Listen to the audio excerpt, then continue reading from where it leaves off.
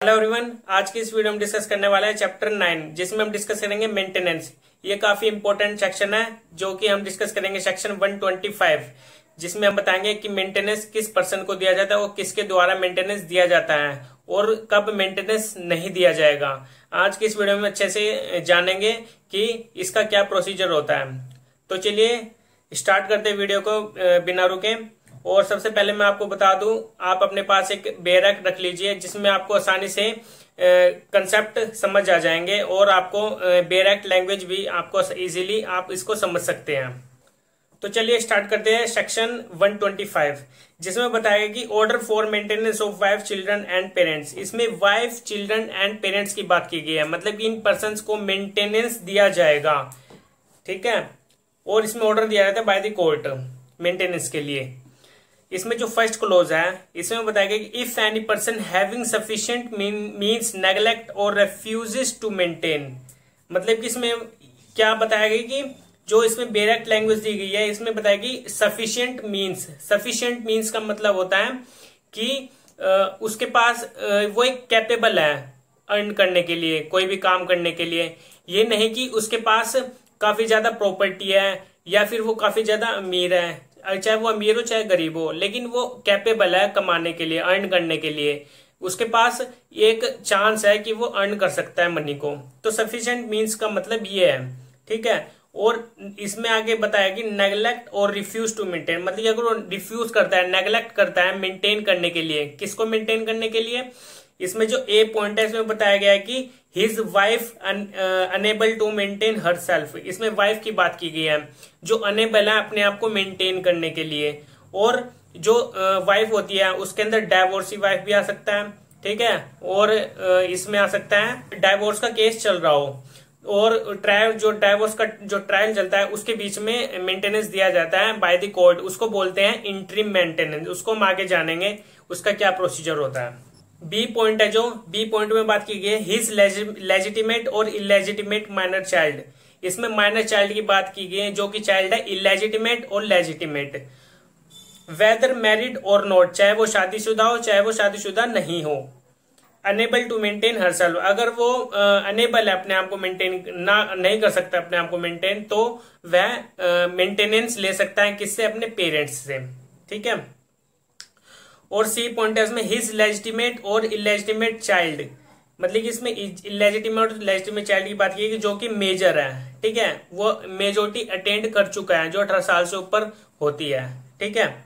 और not being a married daughter, मतलब कि इसमें जो मैरिड डॉटर है वो मेजोरिटी एज अटेंड करने के बाद जब उसकी शादी हो जाती है तो शादी के बाद वो मेंटेनेंस नहीं ले सकती अपनी पेरेंट्स से, तो उसके पास ये राइट नहीं होता है, सिर्फ मेल पर्सन के पास ये राइट होता है। किस केस में होगा, अगर वो मेजोरिटी एज कर चुका है अपनी कंप्लीट, तो वो मेंटेनेंस कब लेगा, अगर वो अनेबल है मेंटेन करने के लिए अपने आप को, ठीक है। तो इसमें यही बताया गया है कि वो अनेबल है किस केस में। इसमें रीजन बताया गया है किन रीजन में वो अनेबल है। Is by reason of any physical or mental abnormality, मतलब कि उसको अगर कोई फिजिकल या एबनॉर्मेलिटी मेंटल एबनॉर्मेलिटी है और उसको कोई इंजरी है जो कि अनेबल है मेंटेन करने के लिए अपने आप को, तो वह मेंटेनेंस ले सकता है अपने पेरेंट्स से। और इसमें जो डी पॉइंट है, डी पॉइंट में बताया कि हिज फादर और मदर, मतलब कि जो पेरेंट्स है वो मेंटेनेंस ले सकते हैं अपने सन या डॉटर से, अपने सन या डॉटर से मेंटेनेंस ले सकते हैं। अनेबल टू मेंटेन हिमसेल्फ और हरसेल्फ, जो कि अपने आप को मेंटेन नहीं कर सकते, तो वो मेंटेनेंस क्लेम कर सकते हैं अपने सन और डॉटर से। मेल और फीमेल दोनों आएगा, ठीक है, दोनों लायबल होंगे अपने पेरेंट्स को मेंटेन करने के लिए। अगर जो डॉटर है अगर उसकी मैरिज हो जाती है, मैरिज के बाद भी वो अगर उन जो पेरेंट्स है उनको पास सिर्फ एक ही डॉटर थी, तो वो डॉटर उनको मतलब कि वो लायबल हो जाएगी उनको मेंटेन करने के लिए, अगर वो मेंटेन नहीं कर सकते अपने आप को।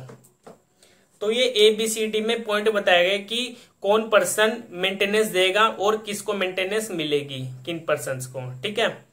तो आगे हम जानेंगे a magistrate of the first class, जो कि मजिस्ट्रेट फर्स्ट क्लास है, उसके पास इसका जो प्रोसीजर है वो चलता है। में upon proof of such neglect और रिफ्यूजल, मतलब कि जो रिफ्यूज कर देता है, नेग्लेक्ट कर देता है, उसके पास ये प्रूफ है मजिस्ट्रेट, मतलब उसको ये प्रूफ हो जाता है ऑर्डर सच पर्सन, तो वह जो मजिस्ट्रेट फर्स्ट क्लास है उसको ऑर्डर करेगा उस पर्सन को to make a monthly allowance for the maintenance, कि वो मंथली अलाउंस दे फॉर द मेंटेनेंस, किसको, उसकी अपनी वाइफ को और बच्चों को या फिर फादर और मदर को, ठीक है, जिसने भी क्लेम किया मेंटेनेंस के लिए।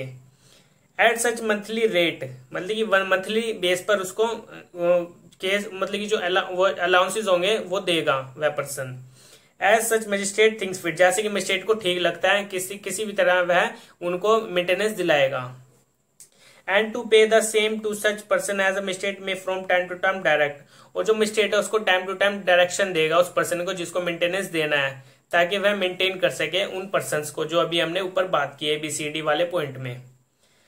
और इसमें आगे एक प्रोवाइजो दिया गया है, प्रोवाइडेड दैट द मजिस्ट्रेट में order the father of a minor female, मतलब कि जो मजिस्ट्रेट है वो ऑर्डर कर सकता है किसको, फादर को, ऑफ ए माइनर फीमेल, जो माइनर फीमेल है उसके फादर को, refer to in clause B, जैसे कि हमने क्लोज बी में बताया था कि जो माइनर चाइल्ड है उसको मेंटेन करने के लिए, चाहे वो मैरिड हो चाहे अनमैरिड हो, टू मेक सच अलाउंस देने के लिए उसको, until the attains her majority, कब तक देगा वो फीमेल माइनर चाइल्ड को, जब तक वो अपनी मेजोरिटी अटेन नहीं कर लेती।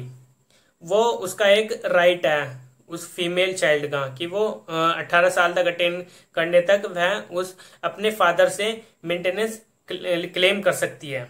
If the magistrate is satisfied, अगर मजिस्ट्रेट सेटिस्फाइड हो जाते हैं किस पर, that the husband of such minor female child, जब वह माइनर फीमेल चाइल्ड है, husband of such minor female child if married, मतलब कि जो माइनर फीमेल है अगर उसकी शादी हो गई है और जो उसका हस्बैंड है, इफ मैरिड, जब मैरिज होने के बाद, इज नॉट प्रोसेस्ड और सफिशिएंट मीन, मतलब कि जो हस्बैंड है माइनर फीमेल चाइल्ड का, अगर उसके हस्बैंड के पास सफिशिएंट क्या नहीं है, मीन्स नहीं है, जैसे कि हमने ऊपर बताया था सफिशिएंट मीन्स क्या होता है, ठीक है, अगर उसके पास सफिशिएंट मीन्स नहीं है तो उसका जो फादर होगा वह उसको मेंटेनेंस देगा उस फीमेल माइनर चाइल्ड को, ठीक है।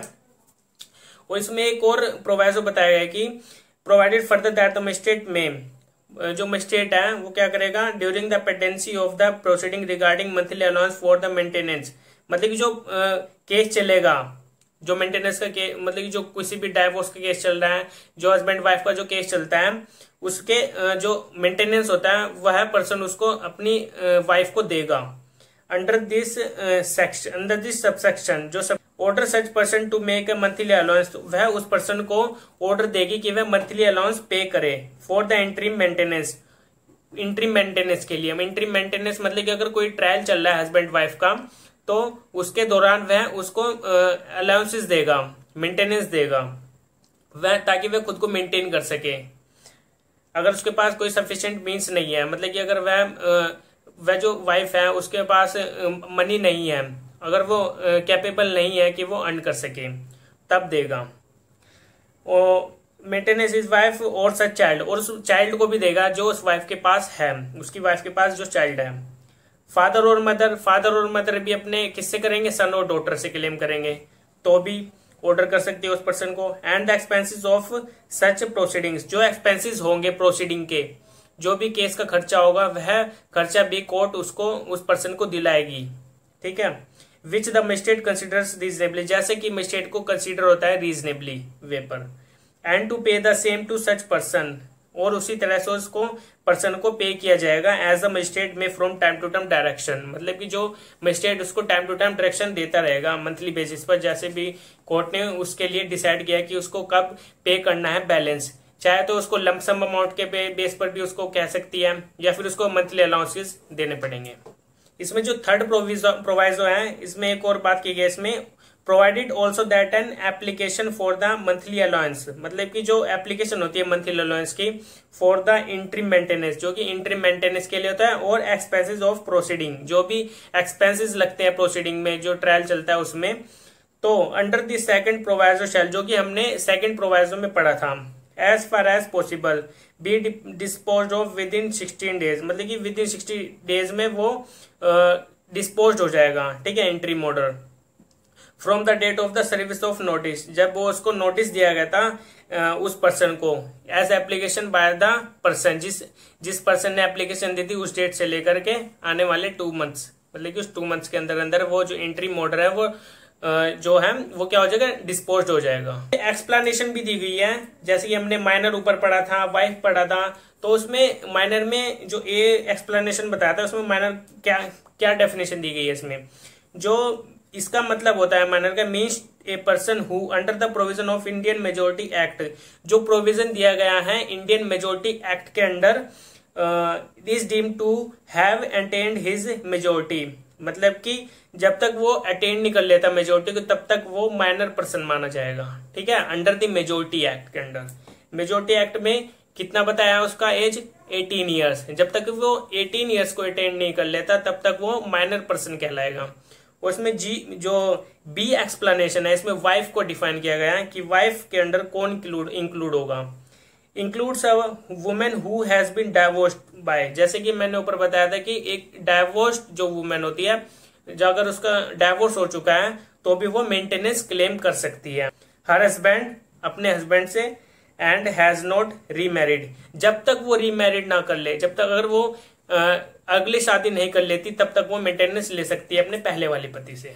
ठीक है, तो इसमें एक्सप्लेनेशन में ये वाइफ की डेफिनेशन दी गई थी। हमारा फर्स्ट क्लोज हुआ है अभी तक कंप्लीट, और जो इसका सेकंड क्लोज है उसमें क्या बात की गई है, any such allowance for the maintenance और इंटरिम मेंटेनेंस, मतलब कि जो अलाउंसेस दिए जाएंगे एज अ मेंटेनेंस और जो इंटरिम मेंटेनेंस होते हैं। जो इंटरिम मेंटेनेंस मैंने आपको क्या बताया था, जो ड्यूरिंग ट्रायल, जो ट्रायल चल रहा है हस्बैंड एंड वाइफ का, उसके दौरान इंटरिम मेंटेनेंस दिया जाता है वाइफ को। ठीक है, एंड एक्सपेंसेस ऑफ प्रोसीडिंग, जो एक्सपेंसेस होते हैं प्रोसीडिंग के वो भी दिए जाएंगे। Shall be payable from the date of the order, कब से दिए जाएंगे, जब कोर्ट ने ऑर्डर दिया था तब से। ठीक है, और if so ordered from the date of the application for maintenance, मतलब कि जब एप्लीकेशन लगाई गई थी मेंटेनेंस के लिए तब से भी उसको मेंटेनेंस दिया जा सकता है। और entry maintenance and expenses of proceeding, जो इंट्री मेंटेनेंस होगा वो और जो एक्सपेंसेस हो गए प्रोसीडिंग के वो उसको पे कर दिया जाएगा एज द केस में भी, जैसे कि केस में बताया गया। ठीक है, तो ये हमारा सेकंड क्लोज हो गया। अब हम चलते हैं अपने थर्ड क्लोज पर। थर्ड क्लोज में क्या बात की गई, if any person so ordered, मतलब कि जिस पर्सन को ऑर्डर किया गया है और अगर वो फेल हो जाता है, फेल्स विदाउट सफिशिएंट कॉज, मतलब कि उसके पास कोई सफिशिएंट कॉज नहीं है और वो फेल कर देता है उस ऑर्डर को, उसको ऑर्डर को नहीं कंप्लाई करता है। To comply with the order, मतलब कि कंप्लाई नहीं करता है। Any such magistrate may for every breach of the order, मतलब कि तो मजिस्ट्रेट क्या करेगा, magistrate every breach of the order, जो ब्रीच करता है ऑर्डर को, इश्यू है वारंट, तो मजिस्ट्रेट उसके अगेंस्ट वारंट डायरेक्शन देगा ताकि उसको अरेस्ट कर लिया जाए।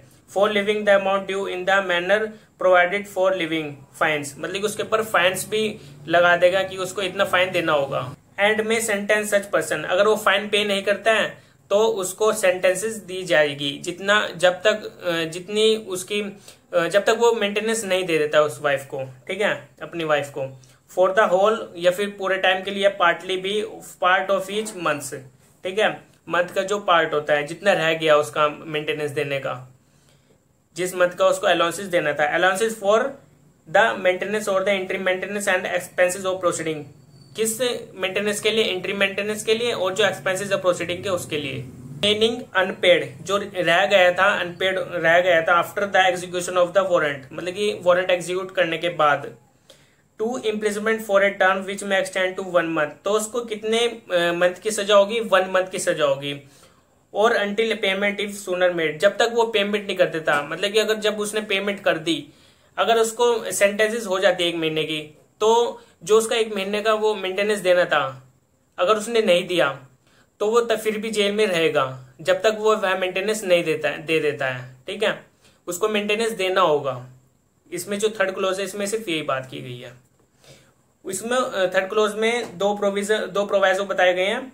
इसमें पहला प्रोविजो बोलता है, provide that no warrant shall be issued for the recovery of any amount due under this section unless application be made to the court to revise such amount within a period of 1 year from the date on which it became due, मतलब इसमें जो warrant है, इसमें warrant की बात की गई है, वारंट इशू नहीं होगा for the recovery of amount due under this section. जो इस सेक्शन में बताया गया है कि अनलेस एप्लीकेशन इज, मतलब कि इसमें अनलेस भी बताया गया कि जो अनलेस में क्या आएगा, application to be made to the court to levy such amount within a period of 1 year. मतलब कि जिसको मेंटेनेंस जो वुमेन हो, चाहे पेरेंट्स हो या फिर वाइफ हो, अगर वो जिसको मेंटेनेंस मिल रहा है, अगर वो 1 साल के अंदर अंदर एप्लीकेशन लगा रही है for the recovery of amount, तो वह 1 साल के अंदर अंदर लगाएगी, उससे बाहर जाकर वो नहीं लगा सकती फिर, ठीक है, उस मेंटेनेंस को क्लेम करने के लिए। इट बिकेम डू, जैसे भी ठीक लगे।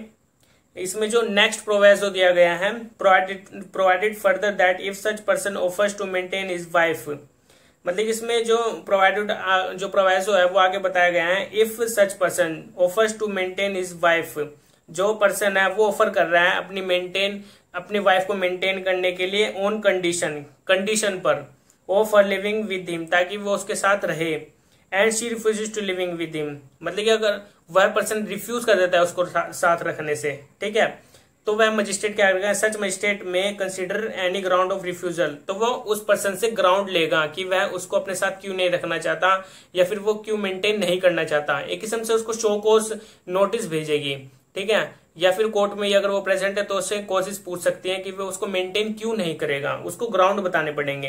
And may can order under this section, तो जो मजिस्ट्रेट है वो इस सेक्शन के अंडर ऑर्डर करेगा, not with standing such offer if he satisfied that is just ground for so doing. अगर कोर्ट को ये लगता है कि जो वह रीजन बता रहा है हस्बैंड, और जो वाइफ है या फिर पेरेंट्स हो, ठीक है, या फिर सन या डॉटर हो, अगर वो मेंटेनेंस क्लेम कर रहे हैं, अगर उनको किसी पर्सन से, और जिस पर्सन को वह मेंटेनेंस, जिस पर्सन के अगेंस्ट वो मेंटेनेंस क्लेम कर रहे हैं, अगर वह पर्सन नहीं दे रहा है तो उसको शो कॉज रीजनेबली उसमें ग्राउंड्स बताने पड़ेंगे कि वह क्यों नहीं पे कर रहा है उन पर्सन को, ठीक है। इसमें प्रोविजन का कहने का मतलब सिर्फ यही था, ठीक है। और इसमें एक एक्सप्लेनेशन दी गई है 3rd क्लॉज में।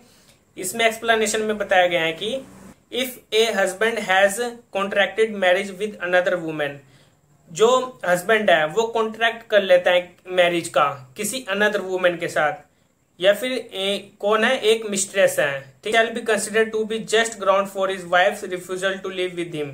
तो इसमें ये वाइफ के पास एक ग्राउंड आ जाता है कि वो उसके साथ रहने से रिफ्यूज कर सकती है, ठीक है, उसके पास एक ग्राउंड है वाइफ के पास, उसके साथ रहने से ना कर सकती है वो, ठीक है। तो इसमें एक्सप्लेनेशन में ये बताया गया है। आगे जो है 4th क्लॉज है, इसमें 125 का 4th clause, no wife shall be entitled to receive an allowances for the maintenance or the entry maintenance and expenses of proceeding as the case may be. इसमें ये बताया गया कि कब वाइफ मेंटेनेंस क्लेम नहीं कर सकती है, कौन से मेंटेनेंस, एंट्री मेंटेनेंस हो या फिर एक्सपेंसेस ऑफ प्रोसीडिंग, जो प्रोसीडिंग में खर्चा है उसमें एक्सपेंसेस जो लगे हैं, वो मेंटेनेंस कब नहीं क्लेम करेगी, from her husband under this section, अपने हस्बैंड से under this section. If she is living in adultery, अगर वह एडल्ट्री में रह रही है, अगर वो किसी अनदर मतलब कि किसी अनदर मैन के साथ अगर वो रिलेशनशिप में आ जाती है, ठीक है, उसके साथ रिलेशन में आ रही है, तो उसको एडल्ट्री कहा जाता है। तो उसके बेस पर वह उससे क्या नहीं करेगी, मेंटेनेंस क्लेम नहीं करेगी, अगर हस्बैंड ये प्रूफ कर देता है तो।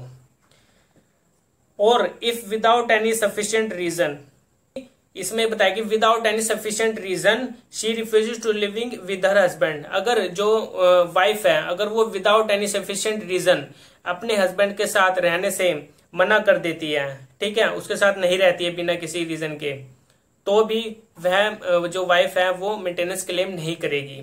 और if they are living separately by mutual consent, जो म्यूचुअल कंसेंट पे हिंदू मैरिज एक्ट में जो सेक्शन 13 भी है, वह म्यूचुअल कंसेंट का जो डाइवोर्स लिया जाता है उस म्यूचुअली, तो उसके बेस पर जो डाइवोर्स लिया जा रहा है, ठीक है, ये म्यूचुअल बेस पे वो जो उसमें कोर्ट में प्रोसीडिंग चल रही है उस केस की, तो उसके बेस पर वह मेंटेनेंस क्लेम नहीं कर सकती वाइफ, ठीक है। तो ये हमारा 4th क्लॉज है जिसमें ग्राउंड्स बताए गए थे किस ग्राउंड्स पर मेंटेनेंस क्लेम नहीं कर सकती है वाइफ। और जिसका लास्ट क्लॉज है clause 5, on proof that any wife in was favour an order has been made under this section is living in adultery. इसमें क्या है कि जो वाइफ के फेवर में ऑर्डर सुनाया जाएगा इसमें, किस बेस पर? अगर वह अडल्ट्री को मतलब कि जिसको जो हस्बैंड ने उसके ऊपर चार्जेस लगाए थे अडल्ट्री के, अगर वह प्रूव कर देते कि वो अडल्ट्री में नहीं है, कौन प्रूव कर देते? वाइफ। वाइफ ही प्रूव कर देती है कि वो अडल्ट्री में नहीं थी, तो उसके बेस पर वो मेंटेनेंस उसके बाद क्लेम कर सकती है। ठीक है। और that without sufficient reason she refuses to living with her husband. और उसमें यह भी बताते हैं कि वो उसके पास कोई सफिशिएंट रीजन नहीं है कि वो उसके साथ रहना चाहती है। ठीक है, उसके पास सफिशिएंट रीजन भी नहीं है, तो भी वह उसके पास ये राइट है कि वो मेंटेनेंस क्लेम करेगी, अगर वो प्रूफ कर देते कि वो एडल्ट्री में नहीं है। Living separately by mutual consent, या फिर वो म्यूचुअल कंसेंट पे सेपरेट रहना चाहती है, तो म्यूचुअल कंसेंट पे मैंने अभी बताया आपको कि वो मेंटेनेंस क्लेम नहीं कर सकती, तो यहां पर भी वो मेंटेनेंस क्लेम नहीं करेगी। Only in the mutual consent. ठीक है। The magistrate shall cancel the order, तो जो मजिस्ट्रेट है वो कैंसिल कर देगा ऑर्डर को मेंटेनेंस के लिए फॉर द वाइफ, जो मेंटेनेंस क्लेम कर रही है वाइफ, क्योंकि उसके पास कोई सफिशिएंट रीजन नहीं है। ठीक है, और वो म्यूचुअल कंसेंट पे अलग रहना चाहती है। ठीक है, या फिर उसने डाइवोर्स लिया है और वो प्रूफ कर देती है एडल्ट्री का। अगर ठीक है, अगर वो प्रूफ भी कर देती है एडल्ट्री की वो एडल्ट्री में नहीं थी, तो उसके बेस पर ले सकती है वो क्या मेंटेनेंस। इसके लास्ट के क्लोज 5 में ये बताया गया है कि ये हमारा सेक्शन 125 कंप्लीट हो गया है, और इसके जो आगे के फर्दर सेक्शंस हो गए, सेक्शन 126, 127, 128, ये हम अपनी पार्ट 2 की वीडियो में जानेंगे। ठीक है, हमारी अगली वीडियो देखना ना भूलें, और अब हम मिलेंगे अपनी नेक्स्ट वीडियो में। Okay, bye.